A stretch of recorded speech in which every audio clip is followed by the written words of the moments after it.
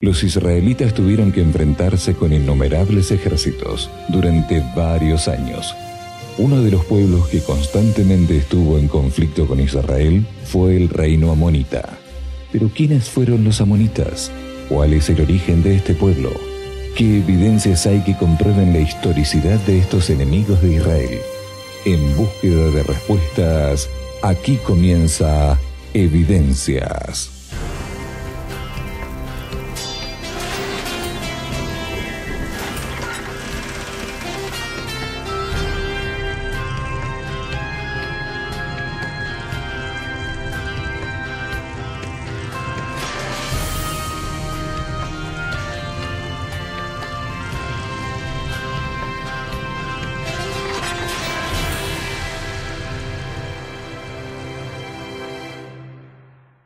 Los amonitas son presentados en las Escrituras como un pueblo pagano, que en diversas ocasiones se opuso y enfrentó militarmente al pueblo de Israel.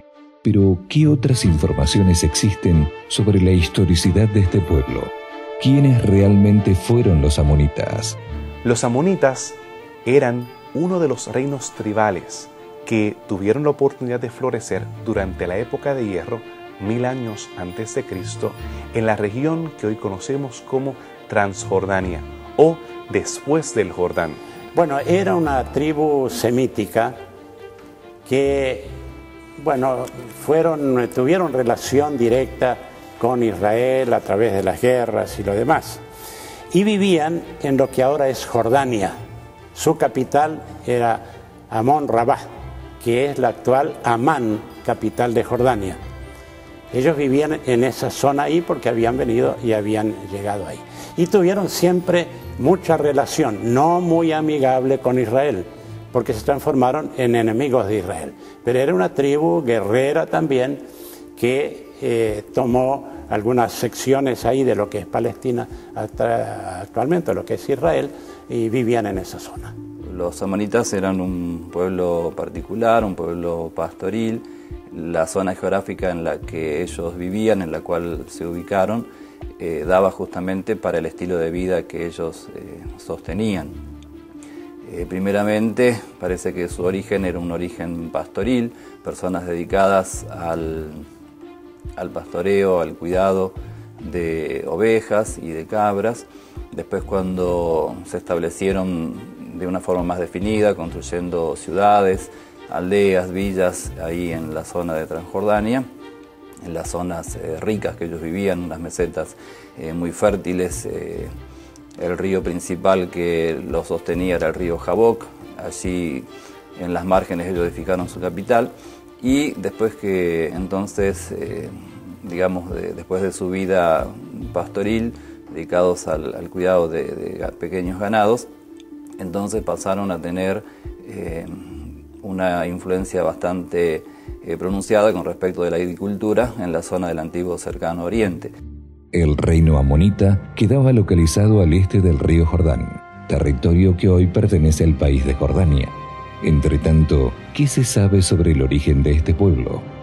Hay varias teorías que han sugerido el origen de los amonitas como pueblos extranjeros que llegaron hasta esta región, como pueblos que emergieron de las mismas tribus que se encontraban allí.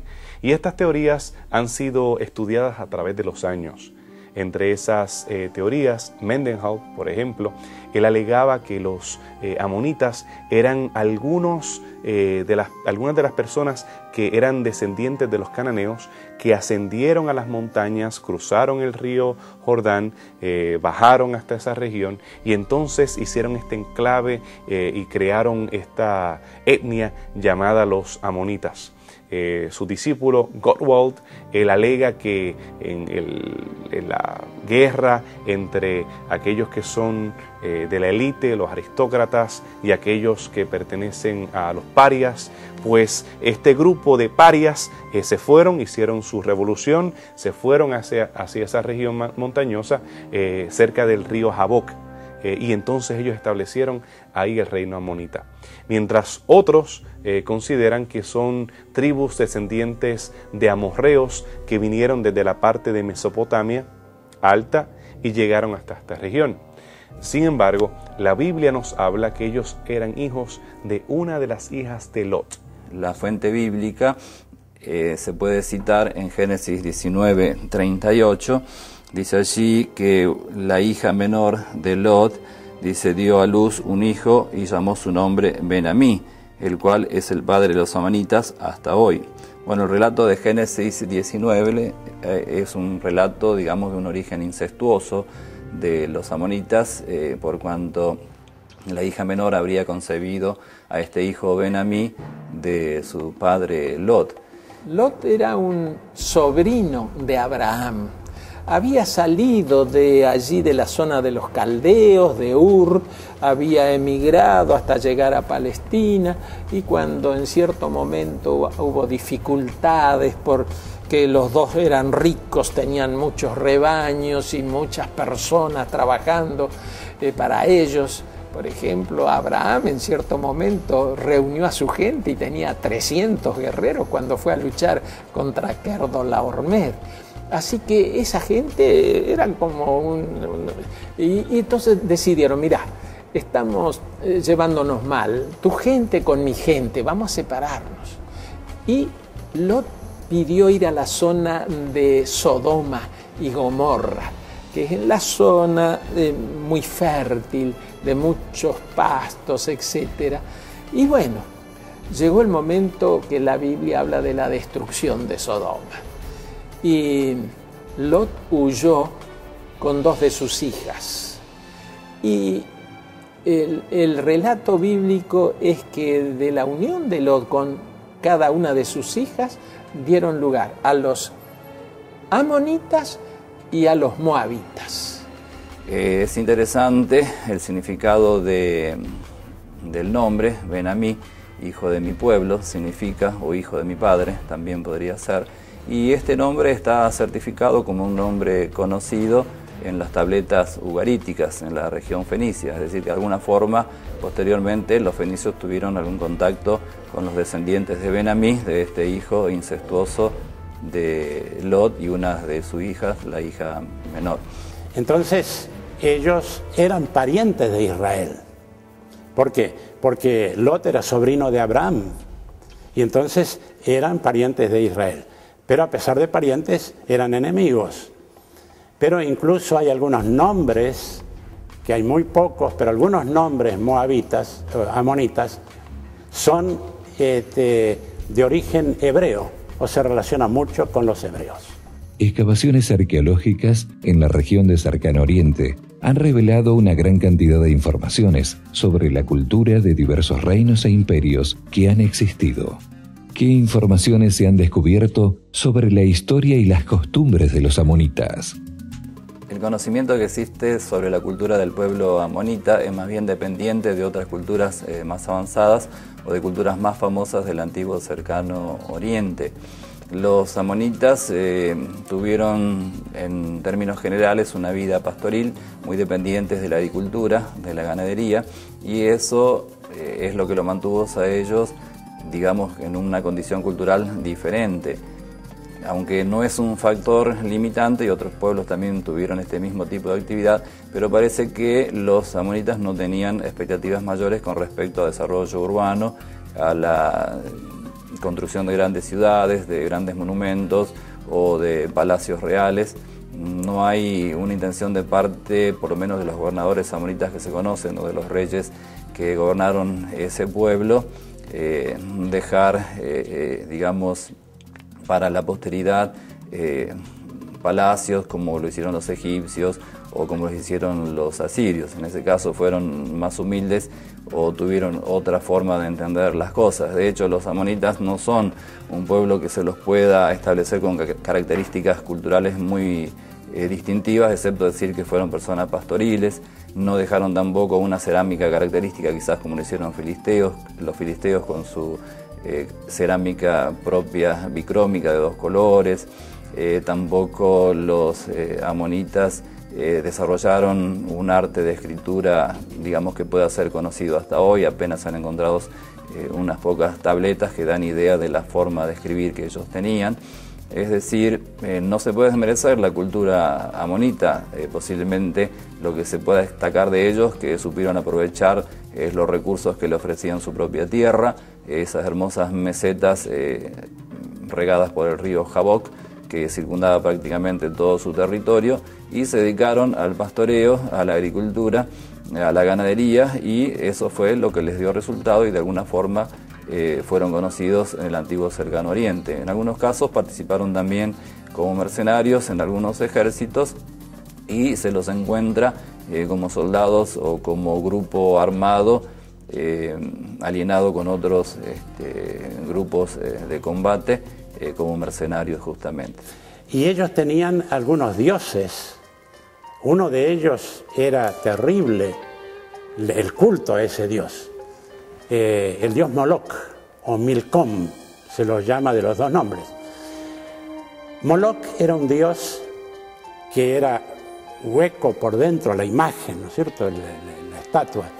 Y ellos prendían fuego adentro y calentaban los brazos de Moloch, hasta que finalmente quedaba casi al rojo, un calor tremendo. Y hacían sacrificios de niños. Traían los niños y los colocaban sobre los brazos de Moloch. Era realmente algo terrible, pero en muchas culturas de ese tiempo y antes y después estaban los sacrificios humanos y ellos hacían sacrificios de niños especialmente, que los mataban ahí en los brazos de Moloch.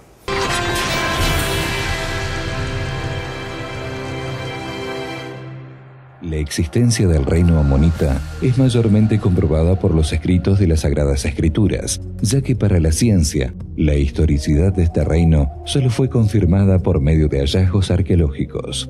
¿Cuáles fueron los principales descubrimientos que dieron evidencia existencial de este antiguo reino?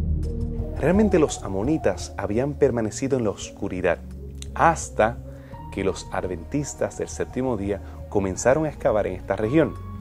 Uno de los excavadores anteriores, Nelson Gluck, él había sugerido que los amonitas no precedían el siglo X a.C. o el siglo XII a.C. y que no hay evidencia de ellos después del exilio neobabilónico. Sin embargo, nosotros tenemos en la Biblia la sugerencia de que ellos existían antes, en la época de Bronce Tardío, y que ellos existieron después, en el periodo persa.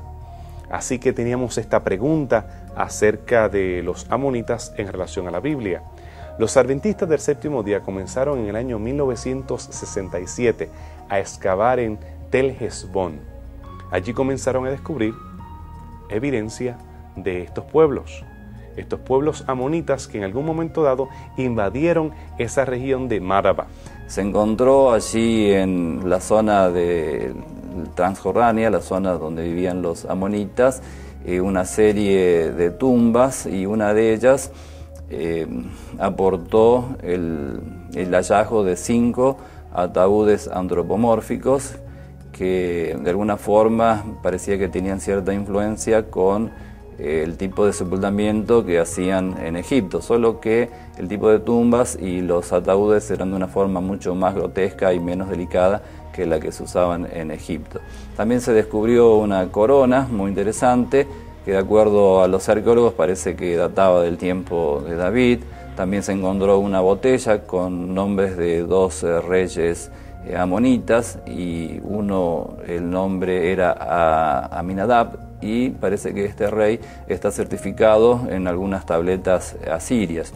También se han encontrado algunas inscripciones en esculturas que mencionan a reyes asirios, que son menciones importantes por cuanto se hace un paralelismo de inscripciones y se certifica la existencia de personajes importantes de la historia. También se encontraron los sellos propios característicos de los tratados comerciales, es decir, con los sellos se firmaban o se sellaban los productos o las cosas que se embarcaran o los contratos.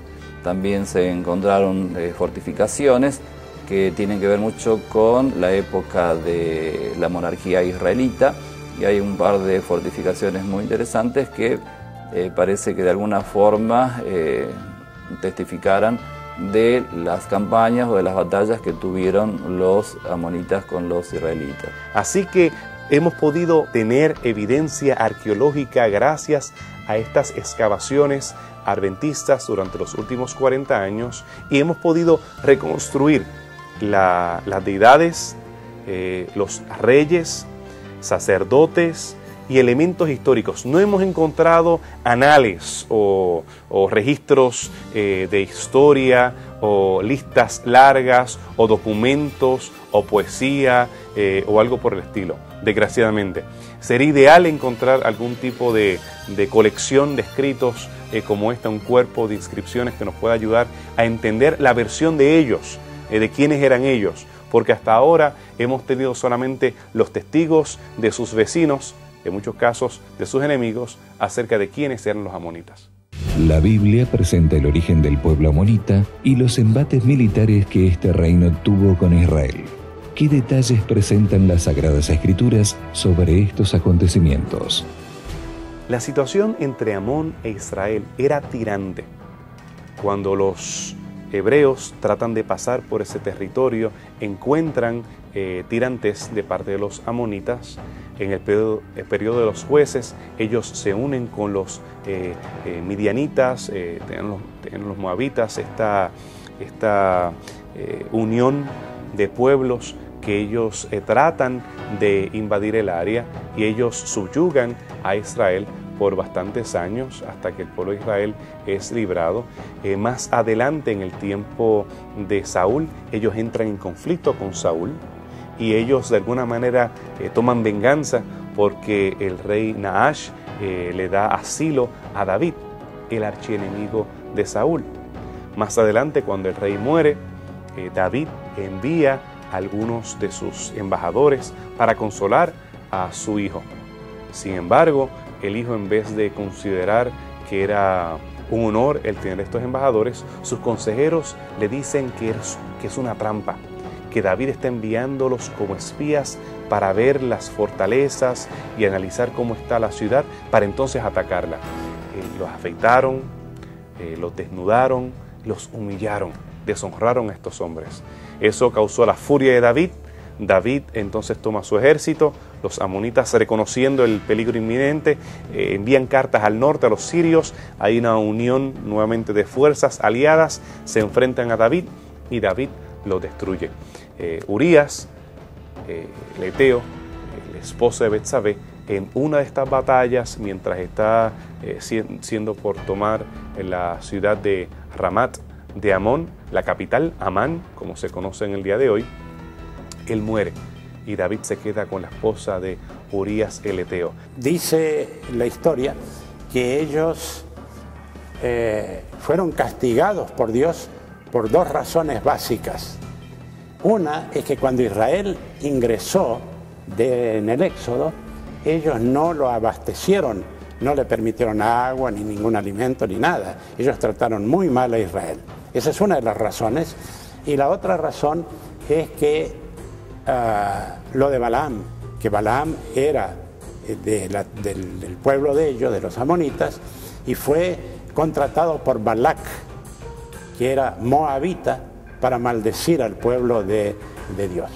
Ahora, es interesante que la maldición se transformó en bendición.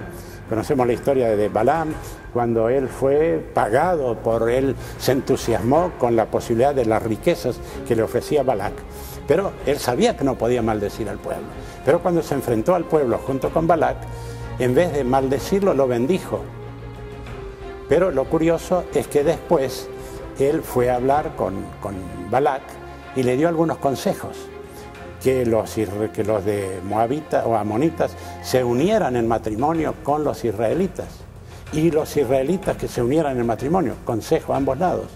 Y eso trajo prácticamente la ruina a Israel cuando hubo la unión de los... ¿Por qué? Porque los dioses amonitas, saben que en la historia sucede muy frecuentemente eso, que un pueblo al conquistar a otro pueblo o al relacionarse con otro pueblo, toma la cultura y toma los dioses. En aquella antigüedad, que había mucho politeísmo, que los israelitas tomaban los dioses amonitas, o los dioses moabitas, o los dioses egipcios. Y ese fue un problema muy serio, muy grave para el pueblo de Israel. Así que ese contexto de tirantez y de problemas y de maldiciones en cuanto a ellos de parte de los profetas es el tipo de relación detrimental que fue deteriorándose a través de los siglos entre los amonitas y los israelitas. El avance de los ejércitos neobabilónicos a la región de Israel y Palestina fue devastador para muchos pueblos y reinos. Aunque los amonitas resistieron a las invasiones, con el tiempo su reino fue perdiendo poder hasta que más tarde desaparecería de la historia. Los amonitas, como etnia particular y diferente, van desapareciendo de la historia después de finalizar la época de hierro. Vemos que las invasiones de los neobabilónicos al área fueron muy detrimentales para todos los pueblos. Israel fue uno de los primeros en ser deportado bajo el imperio de los asirios y desaparece como entidad teniendo un reino y teniendo un territorio. Judá colapsa ante los ejércitos neobabilonios. En ese momento dado, con Nabucodonosor, Amón y Moab y Edom no son atacadas necesariamente. Inclusive tenemos evidencia en la Biblia, en el libro de Jeremías, que muchos hebreos huyeron hasta Amón. Ellos regresan de Amón cuando Gedalías se convierte en el gobernador, o es nombrado gobernador por los neobabilonios. Ellos regresan desde Amón, desde Moab y desde Edom, y matan a la guarnición de neobabilonios que se encontraba allí. Es un par de décadas más tarde, cuando Nabonido regresa al área, que entonces él finalmente destruye a los amonitas, a los moabitas y a los edomitas. Anteriormente ya los filisteos habían desaparecido, el pueblo de Judá había desaparecido como un reino como tal, y ahora a mediados del siglo VI es que entonces los amonitas desaparecen como pueblo por la influencia de esta invasión de los neobabilonios. Sin embargo, aún después de los neobabilonios, todavía tenemos algunos reyes amonitas. Eran reyes vasallos bajo el gran imperio persa. Y tenemos evidencia en Irak el Amir de tumbas, inclusive de un Tobías. Tobías es un nombre hebreo refiriéndose a alguien bueno inclusive en relación a Yahvé. Así que ellos todavía durante la época persa, hablando de 400 años antes de Cristo, cuando estuve en Irak el Amir hace unos años, pude entrar a estas cuevas y a estas tumbas de los reyes amonitas y tienen unos palacios impresionantes con megalitos, piedras impresionantes, grandes, inmensas, las cuales ellos pudieron armar ese palacio, y ellos permanecieron hasta la época intertestamentaria. Con las invasiones de los nabateos, que ellos siguen empujando a los edomitas en la parte sur, más adelante los moabitas y los amonitas, el poder de ellos y su independencia y su identidad se va desvaneciendo en manos de los nabateos, estas tribus árabes que finalmente los asimilan y ellos desaparecen de las páginas de la historia. Y es irónico pensar que estos eran los descendientes de Lot. Lot había escuchado la promesa en Génesis 12. Él y su nación iba a poder recibir bendición de parte de Abraham, porque serían benditas todas las naciones. Pero este pueblo que fue poderoso políticamente, ellos tuvieron reyes antes que los hebreos. Ellos aparentemente iban a permanecer porque cuando los hebreos colapsaron como reino, ellos todavía permanecieron como reino. Pero a la diferencia de algo, su confianza en Dios, en Yahvé, en el pacto del Eterno, ellos no la tuvieron. Ellos decidieron alejarse del Dios del cielo. Ellos decidieron alejarse del Dios de Abraham, que los había llamado a salir de Ur de los Caldeos. Y ahora desaparecieron en las páginas de la historia porque ellos dejaron de confiar en el Dios de sus padres.